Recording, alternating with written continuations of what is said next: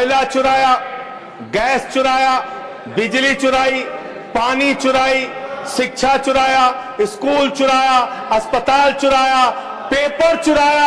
हम लोगों ने सोचा अब क्या चुराएंगे, बोले हम चंदा भी चुराएंगे। राम अस्सलाम वालेकुम वरहमतुल्लाहि वबरकातुहू। शायरी की दुनिया से पार्लियामेंट तक पहुंचने का सफ़र इमरान प्रतापगढ़ी का बड़ा निराला है।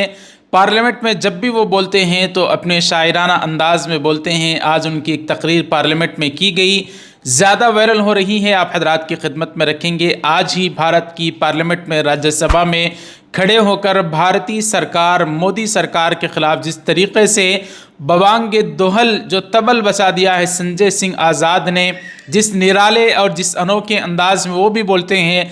नाज़रीन, भारत में कुछ मेंबर ऑफ़ पार्लियामेंट ऐसे होते हैं कि उनकी 5 साल की मियाद लोकसभा की और राज्यसभा की ख़त्म भी हो जाती है, लेकिन एक भी तकरीर वो नहीं करते। लेकिन कुछ ऐसे मुकर्रिरीन, कुछ ऐसे मेंबर ऑफ़ पार्लियामेंट हैं, जब वो बोलने पर आते हैं तो पूरी दुनिया कान लगाकर गौर से उनकी बातों पर सुनती है। उन्हीं में से एक संजय सिंह आज़ाद हैं। जिस तरीके से आज उन्होंने धोया है, जो बैटिंग उन्होंने की है स्टूडेंट्स को, जो निशाना बनाया गया प्रोटेस्ट में सीजेपी के, उसको जो जिस तरीके से उन्होंने निशाना बनाया मोदी सरकार को, वो सुनने लायक है। इमरान प्रतापगढ़ी की तकरीर सुनाने से पहले संजय सिंह की तकरीर सुनते हैं। अगर आप भी यूट्यूब सीख कर कमाना चाहते हैं तो बहुत सुनहरा मौका निकल रहा है, क्योंकि बैच नंबर 2 यूट्यूब कोर्स सिखाने की मेरी 1 अगस्त से शुरू हो रही है, जिसमें सिर्फ 1 दिन का अरसा बाकी है। अगर आप भी जुड़ना चाहते हैं तो सिर्फ 499 में पूरा कोर्स 15 दिन का लाइव 1 घंटा इशा की नमाज के बाद से आपको पढ़ाऊंगा, जिसमें पूरी तरीके से आपको सिखाऊंगा। अगर आप जुड़ना है तो दिए गए नंबर पर गूगल पे, फ़ोनपे के ज़रिए से 499 भेज दें और स्क्रीनशॉट व्हाट्सअप कर दें, आपको ग्रुप में ऐड कर दें। आइए नाज़रीन, सुनते हैं आम आदमी पार्टी के MP संजय सिंह आज़ाद ने किस तरीके से मोदी सरकार को धोया है। ये सरकार शिक्षा के ऊपर मात्र 2% पैसा खर्च करती है, मिड डे मील में नमक रोटी खाने को देती है।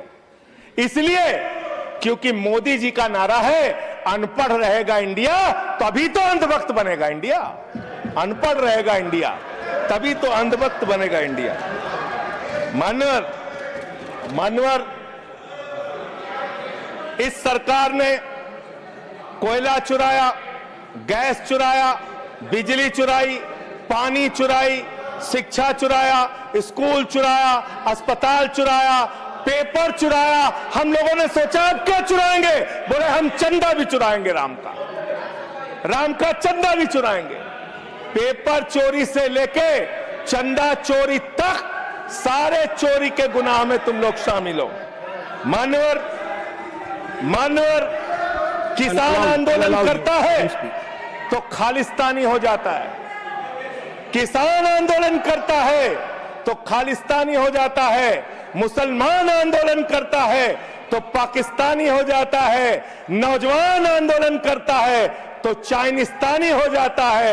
लेकिन मैं इस सरकार के बारे में कहना चाहता हूं, जो लोग AK-47 चलाते हैं, छात्रों के सर पे लाठियां चलाते हैं, आंसू गैस के गोले छोड़ते हैं, वो सरकार आतंकवादियों जैसा आचरण कर रही है, आतंकवादियों जैसा व्यवहार कर रही है। छात्र जो गए वहां आंदोलन कर रहे हैं, उनको बर्बरता पूर्वक मारा गया, लाठियों से पीटा गया सर, उनके सर फोड़ दिए गए, उनके ऊपर आंसू गैस के गोले छोड़े गए, वो चीखते रहे, चिल्लाते रहे, 500 छात्रों को घायल किया। और बिहार के अंदर इन लोगों ने AK-47 चलाया सर। वो आतंकवादी हैं हमारे छात्र, वो हमारे घरों के बच्चे आतंकवादी हैं सर, जिनके ऊपर आपने गोलियां चलाई।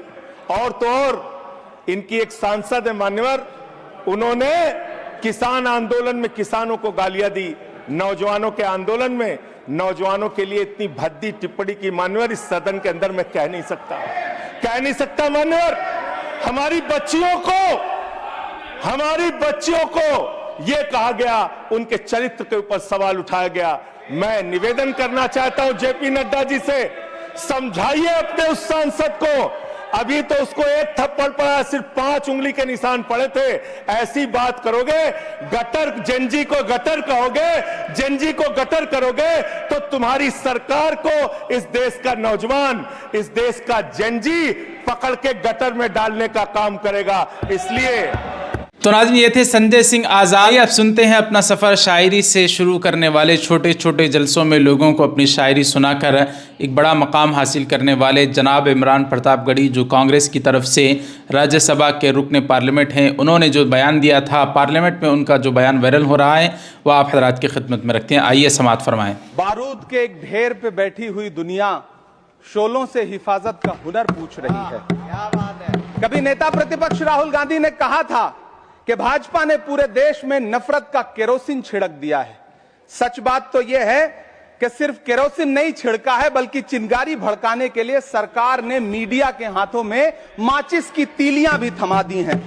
2 सितंबर 2021 को जमीयत की एक याचिका की सुनवाई करते हुए मुख्य न्यायाधीश एनवी रमन ने अपनी टिप्पणी में कहा था कि देश में मीडिया का एक वर्ग हर चीज को सांप्रदायिकता के पहलू से दिखाता है। टीवी स्क्रीन पर किसानों की बदहाली और नौजवानों की बेरोजगारी पर बहस के लिए कोई जगह नहीं है, क्योंकि प्राइम टाइम के लिए लब जिहाद, लैंड जिहाद, ओट जिहाद, थूक जिहाद और यहां तक कि यूपीएससी जिहाद जैसे कार्यक्रम बन रहे हैं। टीवी स्टूडियो अदालत बन गए और कानून की किताब की जगह टीआरपी से फैसले तय हो रहे हैं। भारत के संविधान और अदालतों के इकबाल पर मीडिया की हनक का बुलडोजर चल रहा है। गलती सरकार कर रही है, सवाल विपक्ष से पूछे जा रहे हैं। जो पत्रकार इस नफरती एजेंडे में शामिल नहीं है, या तो उनकी नौकरियां छीन के उन्हें घर बिठा दिया जा रहा है, या फिर सिद्दीक कप्पन की तरह जेल भेजा जा रहा है। रीढ़ वाले मीडिया संस्थानों पर एजेंसियों के छापे हैं और प्रशस्ति गीत गाने वाले एंकरों के साथ प्रधानमंत्री जी सेल्फियां खिंचवा रहे हैं। सभापति महोदय, कभी टीवी चैनलों के थंबनेल देखिए, बदन में सुरसुरी दौड़ जाएगी। नाज़रीन, संजय सिंह आज़ाद और इमरान प्रतापगढ़ी की इस तकरीर पर आप क्या कहना चाहते हैं, ज़रूर हमें कमेंट करके बताएं। अगर आप भी यूट्यूब सीखना चाहते हैं तो जो कोर्स लेने का तरीका वीडियो के शुरू में बताया गया, उसको देखकर कोर्स लें और आप भी सीखें, आप भी कमाएं। आप भी आसानी के साथ सीख कर कमाना चाहते हैं तो कोर्स को ज्वाइन कर सकते हैं। मिलते हैं अगले वीडियो में। अस्सलाम वालेकुम रहमतुल्लाहि व बरकातहू।